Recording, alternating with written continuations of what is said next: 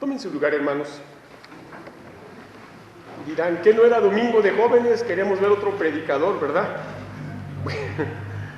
Por alguna razón, y vamos a dejar que los pequeñitos salgan despacito, sin correr, ¿verdad? Ya saben. Por alguna razón, un servidor está aquí, ¿verdad? Para predicar el mensaje de la palabra del Señor. Y sí, es domingo que tiene a su cargo el culto los jóvenes. Por eso tengo un mensaje para ellos. Y a lo mejor no hay todos los jóvenes que quisiéramos ver. Unos están de viaje, andan en la playa, muchos de ellos, ¿verdad? Algunas familias se fueron a la playa y pues llevaron a sus hijos, que son jóvenes y no están entre nosotros. Pero voy a hablar a todos los jóvenes en edad cronológica y a los jóvenes en edad espiritual, ¿verdad? Que somos todos, toda la iglesia, ¿verdad? De cualquier manera, les voy a pedir por favor que abramos la Biblia, la palabra de nuestro Dios, en el libro de los Hechos de los Apóstoles.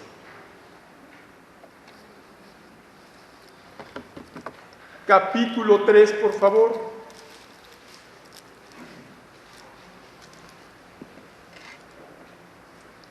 Y voy a dar lectura a los primeros 11 versículos, y perdón, no es capítulo 3, es capítulo 5, discúlpenme.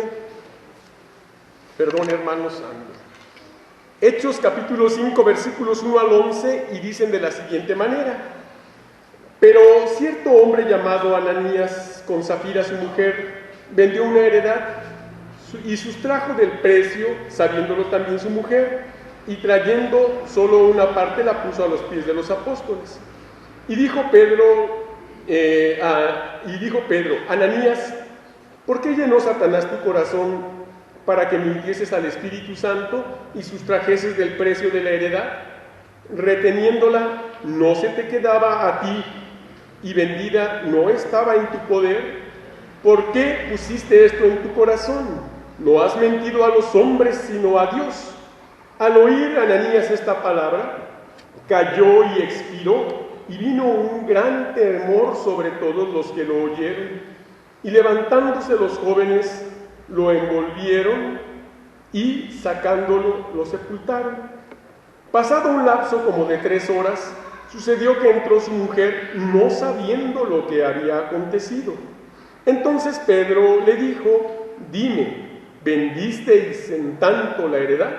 Y ella dijo: Sí, en tanto. Y Pedro le dijo: ¿por qué convinisteis en tentar al Espíritu del Señor? He aquí a la puerta a los pies de los que han sepultado a tu marido, y te sacarán a ti. Al instante ella cayó a los pies de él y expiró, y cuando entraron los jóvenes la hallaron muerta, y la sacaron y la sepultaron junto a su marido. Y vino un gran temor sobre toda la iglesia, y sobre todos los que oyeron estas cosas. Señor y Padre nuestro, te agradecemos tu palabra que acabamos de leer, y te agradecemos el mensaje que tú ya nos has dado y que nos darás en esta hora. Te agradecemos, Señor, también lo que harás en la vida de tus hijos, porque será para honra y gloria tuya y para bendición de tu obra en esta iglesia. Te pido por la juventud de esta congregación, para que la bendigas y la fortalezcas y la hagas una juventud cristiana madura, comprometida, especial y principalmente contigo. Te lo suplicamos en el nombre de Cristo Jesús. Amén. Amén. Pues hermanos, vamos a meditar en un sermón que hemos titulado Un incidente con provecho didáctico para la juventud. Un incidente con provecho didáctico para la juventud. Y voy a introducir diciendo lo siguiente: todo, hermanos, todo, sin excepción, todo cuanto sucede al interior de la iglesia, sea bueno o sea malo, acontece con el propósito divino de que haya una clara enseñanza de lo que Dios aprueba y de lo que Dios reprueba. Y aunque dicha enseñanza divina tiene o debe aplicar a toda la congregación, por ser hoy culto a cargo de los jóvenes, importante será que la juventud cristiana asimile la voluntad santa, para que conforme vayan asumiendo más y más responsabilidades espirituales en la iglesia, sean fieles ejecutores de la palabra de Dios, tanto en su vida personal como en la vida eclesial. El lamentable episodio que hemos leído en la iglesia primaria deja ver nítidamente el incidente con provecho didáctico para la juventud, el cual vamos a analizar. 3 cosas básicas. Vamos a decir, en primer lugar, que el incidente con provecho didáctico para la juventud enseña que los jóvenes deben saber observar. Los jóvenes deben saber observar. Al final o más bien en los versículos 7 y en el versículo 10 se nos habla de que había jóvenes en ese lugar. Por lo tanto, los jóvenes fueron testigos de lo que pasó. Ahora, ¿qué deben observar los jóvenes? 3 cosas básicas. Deben observar a los hombres y mujeres de la iglesia. Versículo 1 dice: pero cierto hombre llamado Ananías, con Zafira y su mujer. Hasta aquí. Este no era el único hombre y la única mujer de la iglesia. Había más hombres, más mujeres, más parejas, más esposos, quizá hombres jóvenes no casados, quizá hombres viudos, quizá mujeres viudas, no lo sé. Pero lo interesante es que aquí se nos menciona a un hombre y a una mujer. En este caso eran marido y mujer, esposos. Y estoy hablando de que los jóvenes deben observar a los hombres y mujeres de la iglesia, o sea, a las personas maduras en edad y en espíritu, se supone que debe haber en la iglesia. Ahora, ¿por qué lo digo? ¿Por qué lo digo, hermanos? Porque los jóvenes están en una edad en la que nos miran y en muchas veces juzgan lo que hacemos, si somos congruentes con lo que decimos o no. Los jóvenes, a pesar de que están en esa etapa de cambio y de la adolescencia, en la juventud, en la que se están adaptando a esos grandes cambios tan drásticos que suceden en su organismo, los jóvenes tienen algo: cuestionan las cosas, las cuestionan. Por eso a veces en la iglesia, en el hogar, en la escuela, en la comunidad y donde sea, los jóvenes dan muchos problemas. Y digo, yo fui joven y yo di muchísimos, que ya no me quiero ni acordar. Pero lo que sí es que los jóvenes, por ese criterio que tienen de estar poniendo en tela de juicio la conducta de sus padres, de sus tíos, de los maestros, de los vecinos, de la gente adulta, tienden a causar problemas, porque no están de acuerdo con lo que hacen las cosas, porque no están de acuerdo en que los estén mandando, porque no les gusta que les hablen fuerte o que les den órdenes. Por eso están los muchachos, deben saber observar, y ellos deben observar a los hombres y mujeres de la iglesia. Les voy a decir por qué razón. En una ocasión Cristo Jesús, cuando sanó a varias gentes y sanaba, los judíos lo acusaron que por el demonio, por el poder de Belcebú, echaba fuera demonios. Y Cristo les dice: pues si yo echo fuera los demonios por Belcebú, vuestros hijos, ¿por quién los echan? Y luego dice: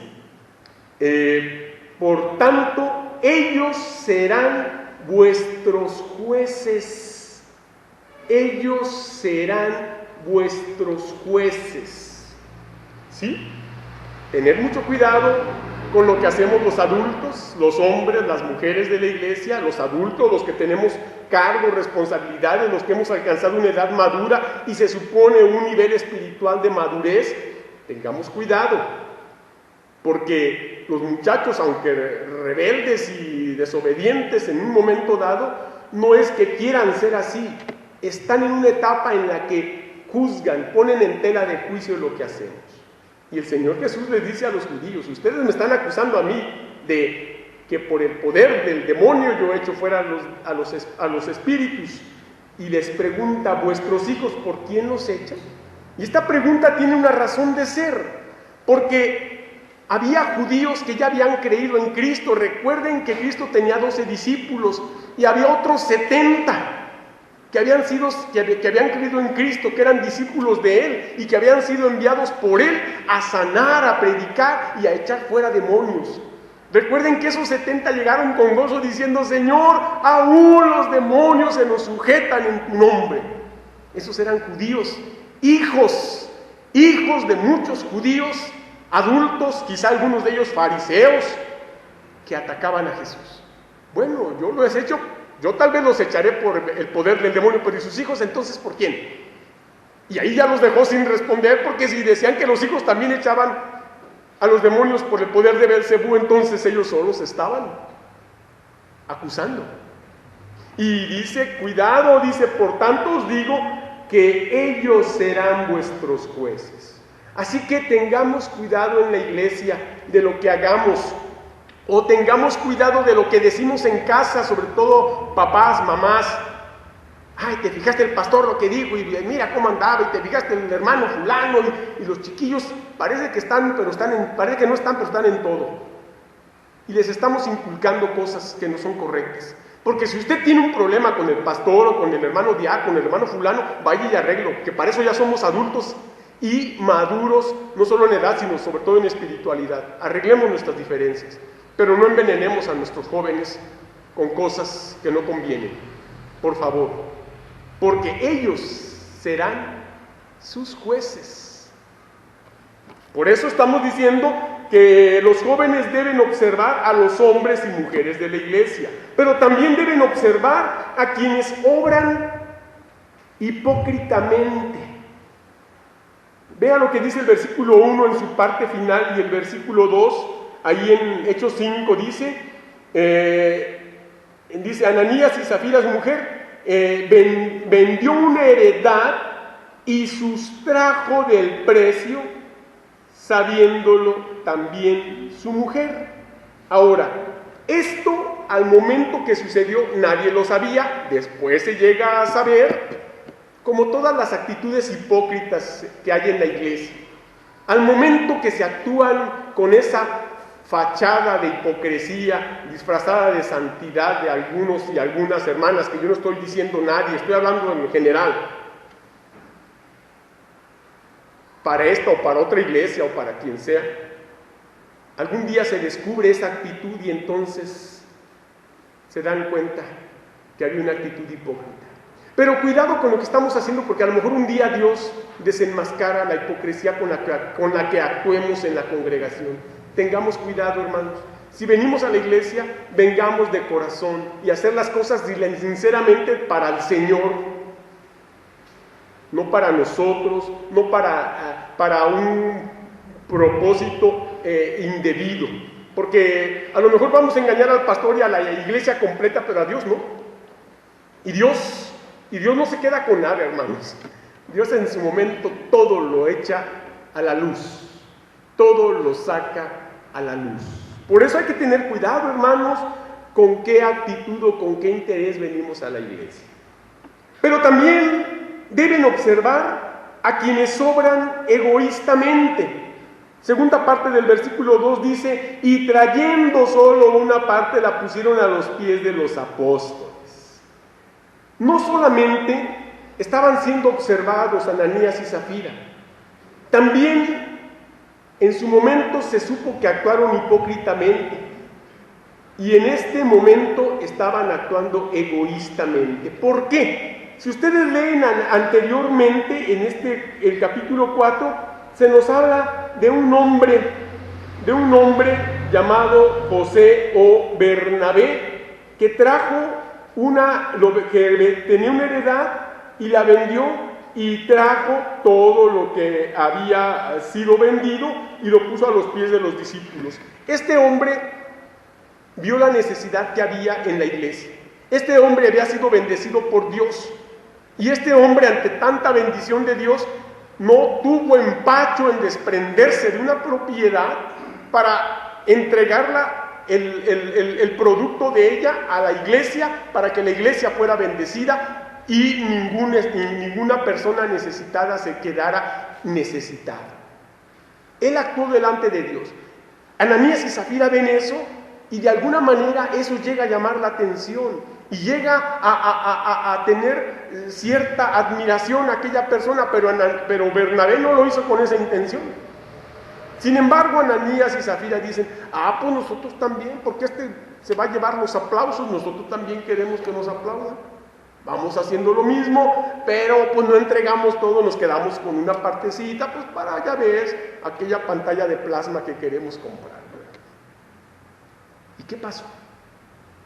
Estaban actuando hipócritamente, pero no solamente eso, estaban actuando egoístamente, querían ser reconocidos, querían la admiración de la iglesia, que dijeran, mira qué buenos son también ellos, mira qué cristianos tan extraordinarios y qué modelo a imitar. Ay, hombre, de veras, qué ejemplo de fidelidad. Muchas veces así hacemos las cosas, hermano, y eso solamente Dios lo sabe. Pero si Dios está hablando a su corazón y usted reconoce que en alguna ocasión ha hecho algo así, pídale perdón a Dios, pídale perdón a Dios. Porque en la iglesia dice la palabra de Dios que Cristo debe tener la preeminencia, nada más, nadie más. Somos sus servidores, somos sus siervos y por lo tanto, hermanos, nosotros debemos tener cuidado porque los jóvenes de nuestra iglesia nos están viendo. A ver qué tan congruente es el pastor o el maestro de la clase con lo que hace, a ver si hace lo que dice. Vamos a ver, porque habla muy bonito, porque habla con mucha autoridad, porque se ve que se sabe la Biblia, pero ¿cuánto de eso vive? Vamos a ver. Y dijo el Señor Jesucristo, ellos serán vuestros jueces. Vamos a Lucas, por favor, no pierda Hechos 5, pero vamos a Lucas y vea lo que dice Lucas 14. Vayamos allá a Lucas 14, por favor, y mire lo que dicen los versículos 7 en adelante. Lucas 14, 7 en adelante, dice, observando cómo escogían los primeros asientos a la mesa, refirió a los convidados una parábola diciéndoles, cuando fueres convidado por alguno a bodas, no te sientes en el primer lugar, no sea que otro más distinguido que tú esté convidado por él, y viniendo el que te convidó a ti y a él, te diga, da lugar a este, y entonces comiences con vergüenza a ocupar el último lugar. Mas cuando fueres convidado, ve y siéntate en el último lugar, para que cuando venga el que te convidó te diga, amigo, sube más arriba. Entonces tendrás gloria delante de los que se sientan contigo a la mesa, porque cualquiera que se enaltece será humillado, y el que se humilla, ¿qué dice? Será enaltecido. Qué hermosas palabras, hermanos. Por eso es importante que hagamos las cosas en la iglesia y en donde sea, sin pretender más de lo que debemos hacer. Únicamente a lo que vamos, únicamente a demostrar lo que somos y con el propósito de que el Señor sea y se lleve toda la honra y la gloria. Pasemos a ver en segundo lugar y volvamos a Hechos 5 y diremos que el incidente con provecho didáctico para la juventud enseña que los jóvenes deben poder aprender. Habíamos dicho en el punto pasado que los jóvenes deben saber observar, pero también los jóvenes deben poder aprender. Y es cierto, porque uno de las tácticas o técnicas de aprendizaje es la observación, ¿verdad? De hecho es una de las más comunes, porque aún las criaturas cuando empiezan a dar sus primeros pasitos y ya empiezan a ver y a observar, están observando, ya imitan cosas que están aprendiendo, imitan al papá, imitan las palabras de la mamá y a veces no solo las palabras, sino hasta las actitudes y hasta los gestos. ¿Por qué? Porque están aprendiendo, porque están viendo. Y una vez que están viendo, entonces deben poder aprender. Y hablando de los jóvenes en la iglesia, la pregunta es, ¿qué deben aprender? Bueno, 4 cosas básicas. Deben aprender entendiendo que no deben dar lugar a Satanás. Versículo 3. Y dijo Pedro, Ananías, ¿por qué llenó Satanás tu corazón para que mintieses al Espíritu Santo y sustrajeres del precio de la heredad? Recuerde que los jóvenes, aunque se menciona en solamente 2 versículos, estaban allí, presentes. Veían, oían todo lo que estaba pasando y estaban aprendiendo. No solamente viendo, no solamente observando. Ahora estaban también aprendiendo porque estaban entendiendo ciertas cosas que cada joven debe entender al día de hoy. Y una de ellas es que no deben dar lugar a Satanás. Ananías y Zafira le dieron lugar al diablo y pensaron que iba a quedar oculto y pensaron que nadie nunca lo iba a saber y pensaron que se iban a salir con la suya. Y yo les digo a los jóvenes de esta iglesia que no es así, que aunque por un tiempo, por un momento, inclusive por años ocultes tu pecado, un día será evidenciado por el Señor. Porque Pedro dice a Ananías, ¿por qué llenó Satanás tu corazón para que mintieses al Espíritu Santo y sustrajeres del precio de la heredad? Qué interesante. ¿Por qué le dio lugar al diablo? Si era un hermano en Cristo, si era él y su esposa eran miembros de la iglesia, si asistían a los cultos, si escuchaban el mensaje de la palabra del Señor predicado directamente por los discípulos que habían aprendido y habían sido encomendados por Jesús a predicar el mensaje santo. ¿Por qué le dieron lugar? ¿Por qué? ¿Saben por qué? Porque a veces buscamos la gloria personal, porque a veces buscamos las cosas terrenales más que las espirituales, porque a veces nos interesa más quedar bien con la gente que con Dios.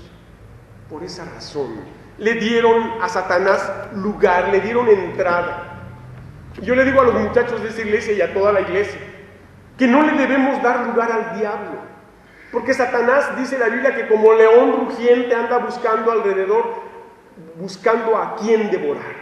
Y si le das lugar, Satanás te va a atacar y va a dañar tu relación espiritual con Cristo y vas a tener que sufrir, y es lo que Dios quiere evitar. Pero, ¿qué más decimos que deben aprender? Bueno, pues deben aprender también entendiendo que no hay razón válida para mentir a Dios. Versículo 4. Reteniéndola, ¿no se te quedaba a ti? Y vendida, ¿no estaba en tu poder? ¿Por qué pusiste esto en tu corazón?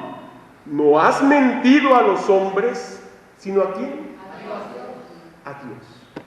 La mentira habían mentido, habían pretendido engañar, o habían engañado a Pedro, a los discípulos y a la iglesia entera. Pero el Espíritu de Dios habló al corazón de Pedro y le hizo entender las cosas. Pedro tenía uno de los dones espirituales que se llama discernimiento de espíritus, que pueden conocer a perfección si la persona es sincera o es hipócrita, si la persona está actuando bajo el poder de Dios o bajo el poder del diablo. Y ese don espiritual que el Espíritu Santo reparte a algunos cristianos es usado por Dios hasta para desenmascarar cosas como estas. Realmente, cada mentira que decimos o cada engaño que hacemos es contra Dios, hermanos. Porque aunque usted le mienta a su esposo, o a su esposa, o a su hijo, o a su hija, o a su hermano, o a su hermana, a su vecino, a su compañero, a quien usted le mienta, tal vez a él lo engañó, pero no a Dios. Y el pecado de la mentira es contra Dios. Por eso le dice Pedro claramente: no has mentido a los hombres, sino a Dios. ¿Cuántas mentiras los jóvenes dicen? ¿Por qué llegaste tarde de la escuela? No, mamá, pues es que el camión se descompuso. Una fantasía, y empiezan a inventar toda la historia que les sale a la perfección. Pero a lo mejor andaba con los amigos, jugando fútbol. ¿Y qué le costaba decir la verdad? Me fui a jugar con los amigos. No, y que entonces el camión chocó y se volcó Oye, espérate, le estás mintiendo a Dios. No a tu papá, no a tu mamá. Estás mintiendo a Dios. Y aunque a Dios no lo engañas, esa mentira, ese pecado es contra Dios. Y es un pecado del cual Dios te va a pedir cuentas, tarde o temprano. Tarde o temprano. ¿Sí? ¿Qué más deben aprender? Bueno, deben aprender entendiendo que no quedará sin castigo el pecado. Versículo 5. Al oír Ananías estas palabras, cayó y expiró, y vino un gran temor sobre todos los que lo oyeron. Cayó y expiró. La muerte inmediatamente llegó como el pago al pecado. Porque la paga del pecado, ¿qué? Es muerte. Es muerte. Gracias a Dios que ahora el Señor no actúa como al principio de la iglesia, pero esto que el Señor dejó aquí es para que veamos que el Señor no tolera la mentira en nadie. Y que aunque ya no está actuando con esa actitud, dejó esto tan patente en la iglesia primitiva para que tengamos seriedad en las cosas. Que nuestro hablar sea sí, sí, o no, no, porque lo que ves más de esto que dice, de mal procede, o sea, del diablo. Si la respuesta es, ¿te fuiste de vago? Sí, pues ni modo. ¿Tú te llevaste esto? No, pues si es no, diga no, pero no diga no nomás por decir que no, habiéndote llevado las cosas. Mi papá me dijo un día: mira, Fernando, la verdad ante todo tope donde tope. Ay, qué duro suena eso, pero la verdad ante todo, hermanos. Porque al mentiroso no solamente está condenado, porque dice la Biblia en Apocalipsis que ni los mentirosos van a heredar el reino de los cielos, aunque estén en el templo todos los días, así se van a ir al infierno por mentirosos. Y esto no nomás para los muchachos, hasta los viejos decimos mentiras, así que va para todos. Va para todos. ¿Por qué? Porque un mentiroso no es digno de confianza. Un mentiroso, ya sus palabras, una vez que han sido cachados en mentiras, ya luego, aunque digan la verdad, como la historia del Pedro y el lobo, ¿verdad? Ya cuando digan la verdad ya no se les va a creer y ya uno va a poner en tela de juicio sus palabras. Y qué feo, hermanos, qué triste que la palabra de la persona ya no tenga valor. Qué triste. Qué triste que tus palabras ya no tengan valor delante de la gente. Por eso es importante que los jóvenes deben aprender que la mentira o el pecado no quedará sin castigo. Y aunque gracias al Señor que ya no está actuando de esta manera, sino yo creo aquí, esta iglesia, en vez de ser iglesia, sería el cementerio de Benecer, todos morirían. Que ya no nos trata así el Señor, pero que no, eso no quiere decir que no va a actuar. Eso no quiere decir que no va a actuar, porque la Biblia dice que Dios no dará por inocente ¿a quién? Al culpable. A lo mejor dices, al cabo no pasa nada, pues llevo 3 años echándole mentiras a mi papá y no pasa nada. Pues dale gracias a Dios, que Dios es misericordioso y que está siendo paciente. pero no quiere decir que todas esas mentiras que has echado van a quedar impunes. De todas le darás cuenta al Señor. Y ya tienes argumento para decirle al Señor, porque al Señor no le va a sacar otra mentirita debajo de la manga. A tu papá, a tu mamá, a quien sea, sí se la sacas, pero a Dios no. A Dios no. Y los jóvenes deben saber que el pecado no quedará sin castigo. Pero ¿qué más deben saber? ¿O cómo deben aprender? Bueno, deben aprender entendiendo que no se debe tolerar en la iglesia el pecado. Versículo 6. Y levantándose los jóvenes, lo envolvieron y sacándolo, repito, sacándolo, lo sepultaron. Esto es literal, así. Entraron, envolvieron el cuerpo de Ananías, lo sacaron y lo sepultaron y el cuerpo vuelve a la tierra de donde fue tomado y ya está ahí. Pero aquí hay un mensaje implícito, aquí hay un mensaje, que en la iglesia no se debe tolerar el pecado y debe sacarse de la iglesia al pecador, al que está causando problemas, al que está siendo piedra de tropiezo. Por eso, hermanos, cuando hay necesidad de que la iglesia o el pastor eche fuera a la iglesia, eche de la iglesia a alguien que está siendo nocivo, lo debe hacer. Y lo debe hacer, y en lo personal lo voy a hacer. Porque prefiero quedar bien con Dios y cumplir su palabra. Porque el pastor llega a una iglesia a tener ese cuidado, a proteger a la iglesia de influencias negativas, de influencias perniciosas. Dice el dicho que una manzana podrida, ¿qué? Pudre a las demás. Y no se debe permitir eso en la iglesia, hermanos. Desafortunadamente somos tan sentimentalones. Ay, pobrecitos, y el amor, hermano, y hay 2 o 3 hermanos que se ponen a llorar como magdalenas, queriendo quedar bien con la gente y no con el Señor, queriendo que se solape y se tolere el pecado, porque pobrecitos. Bueno, y entonces, ¿para qué está esto? Pues botemos esto afuera y a ver, ¿qué enseñamos aquí?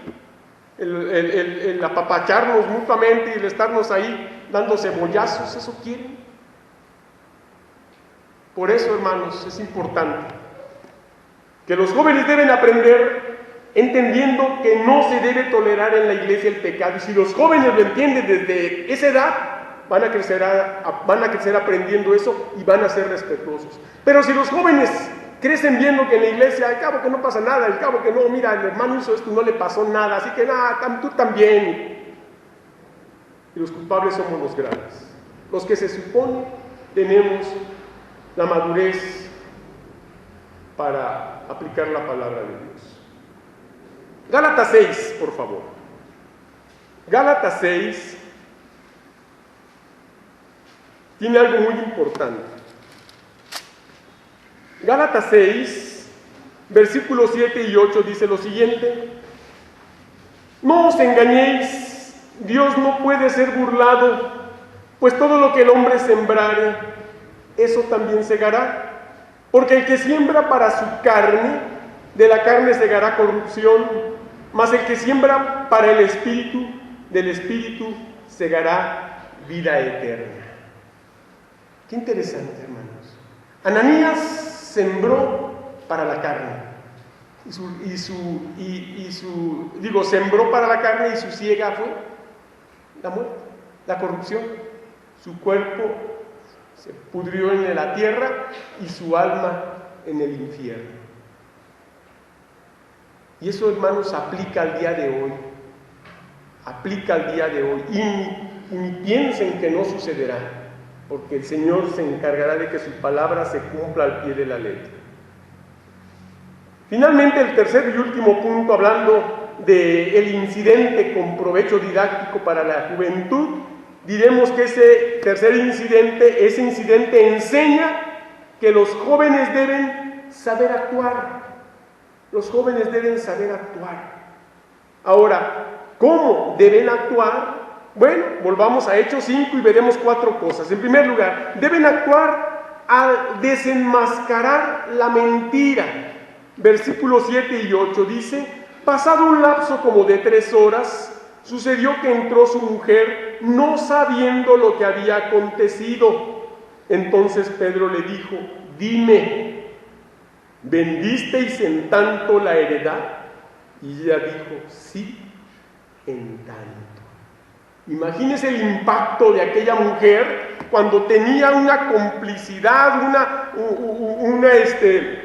una mentira bien fraguada, nomás ella y su marido, y llega tranquila y de repente Pedro dice: a ver, ven para acá, Zafira.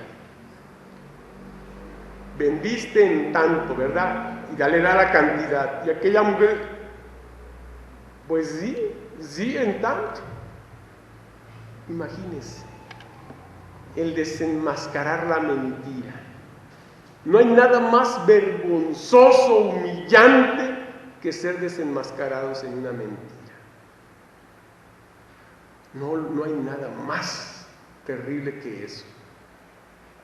Y ojo y oído, porque si estás usando mentiras en forma sistemática para seguir haciendo lo indebido, la mentira Dios se va a encargar de desenmascararla de un modo o de otro. De un modo o de otro. Engañarás a todos en la iglesia, pero no a Dios. Y cuando colmes la paciencia del Señor, tus mentiras serán desenmascaradas. Y será como que si en público te desnudaran y te dejaran completamente desnudo y todo el mundo tomara fotos y se riera de ti. Así. Deben saber actuar al desenmascarar la mentira. Que la mentira sea desenmascarada. Que no quede oculta. Y Pedro, con todo y la pena: a ver, Zafira, ven tú también para acá. Como líder de la iglesia, ahí Pedro estaba actuando con ese liderazgo, poniendo manos a la obra, arreglando lo que no estaba bien y asumiendo lo que a lo mejor otros no se animaban o no querían hacer. Bueno, qué bueno que el Señor tenga siempre en la iglesia algún líder que tenga que poner manos a la obra en las cosas, porque para eso está en la iglesia, no para otra cosa. Y nada de que no les diga nada porque luego se van de la iglesia. El que se tenga que ir, se va a ir. Porque no queremos tanto la cantidad, sino la calidad. La calidad. Los jóvenes deben actuar también al desmembrar la complicidad. No solamente al desenmascarar la mentira, sino también al desmembrar la complicidad. Versículo 9. Y Pedro le dijo: ¿por qué convinisteis en tentar al Espíritu del Señor? He aquí, a la puerta los pies de los que han sepultado a tu marido, y te sacarán a ti. Sí, hermanos, no solamente hay que desenmascarar la mentira, sino hay que desmembrar la complicidad. Y Dios se va a encargar también de alguna manera de que eso pase. Y la manera de desmembrar la complicidad es que Dios obre para deshacer todas esas grupitos donde 2, 3 hermanos se andan cuchicheando contra alguien y contra el pastor y contra aquello y contra acá, y eso está mal y vámonos haciendo y vamos invitando a los hermanos.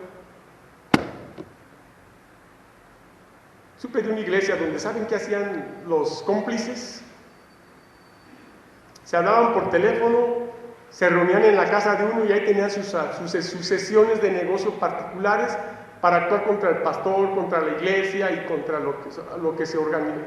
cosas que se organizaban. Y ahí se ponían de acuerdo: no, mira, en la sesión de negocios tú propones, no, tú secundas y todos votamos y van a ver que les vamos a ganar. Pero no se daban cuenta que no es contra el pastor contra quien tienen que luchar, ni contra la iglesia, ni contra los diáconos, ni contra los maestros. Están luchando contra Dios. Y Dios va a desmembrar la complicidad de quien esté actuando así, sin importar edad, porque esto ya es desde la juventud, desde los muchachitos. Cuidado si andan actuando indebidamente, haciéndose cómplices para actuar contra alguien o contra la iglesia, porque es contra Dios contra quien se están poniendo. Y yo no sé si se crean lo suficientemente valientes para actuar contra Dios, y si tengan los tamaños para ponerse contra el Señor. Sí, los jóvenes deben actuar también al sanear totalmente a la iglesia y al templo. Versículo 10.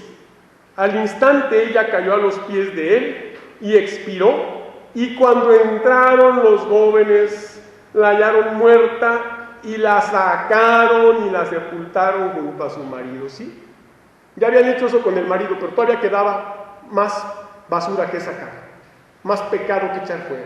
Y hay que sanear por completo la iglesia y el templo. Hay que sanearlos, porque muchas veces se le da lugar al diablo en actuar, y el diablo contamina y ensucia la iglesia que es de Cristo, aquella por la cual Él murió y con su sangre la limpió y la blanqueó, como para que ahora dejemos al diablo hacer aquí todas las cochinadas que se quieran.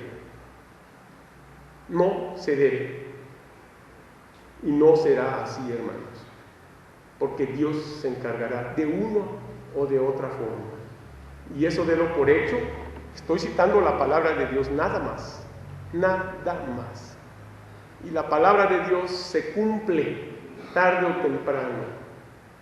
¿Sí? Los jóvenes deben actuar al sanear totalmente a la iglesia y al templo, pero deben empezar, muchachos jóvenes de esta iglesia, saneando primero su corazón. Echen fuera todo lo malo, pensamientos, intenciones, palabras, lo que sea, porque de otra manera a lo mejor ustedes son los que siguen, porque delante de Dios el pecado es pecado, sin importar si es joven, adulto o anciano. Finalmente diremos que los jóvenes deben actuar al procurar que la iglesia y la sociedad teman al Señor. Versículo 11. Y vino gran temor sobre toda la iglesia y sobre todos los que oyeron estas cosas. Qué importante que los jóvenes sean parte de ese impacto espiritual que la iglesia debe causar en la sociedad. Un impacto en la cual no solo dentro de la iglesia, sino allá afuera, la gente también tenga temor de Dios. Y eso lo haremos, hermanos, con vidas santificadas, con vidas entregadas al Señor, con vidas verdaderamente regeneradas por el Espíritu Santo. Por eso, 1 de Timoteo 4 dice en el versículo 12: ninguno tenga en poco tu juventud, sino sé ejemplo de los creyentes en palabra, conducta, amor, espíritu, fe y pureza. Y yo hago una pregunta a todos los adolescentes y jóvenes de esta iglesia, y escuchen la pregunta que les voy a decir. ¿Ya eres tú un ejemplo para todos los de la iglesia en palabras, en conducta, en amor, en espíritu, en fe y en pureza? ¿Ya eres un ejemplo para nosotros? La Biblia dice que deben serlo, porque este pasaje le gusta mucho a los muchachos hablar. Es que ninguno tenga en poco mi juventud. Ah, sí, pero ¿sabes qué? Primero tienes que ser ejemplo para que ninguno tenga en poco esa juventud, porque si no eres ejemplo en esto, tú eres el que te tienes en poco a ti, tú mismo. Hay un compromiso en ese pasaje. No nomás que no te tengan en poco, sí, pero para que no te tengan en poco, tienes que ser ejemplo en todo eso que la Biblia menciona. ¿Ya lo eres? ¿Ya eres ese ejemplo? Entonces no nos acuses a la iglesia de que te tenemos en poco, porque el primero que no se tiene en poco eres tú mismo.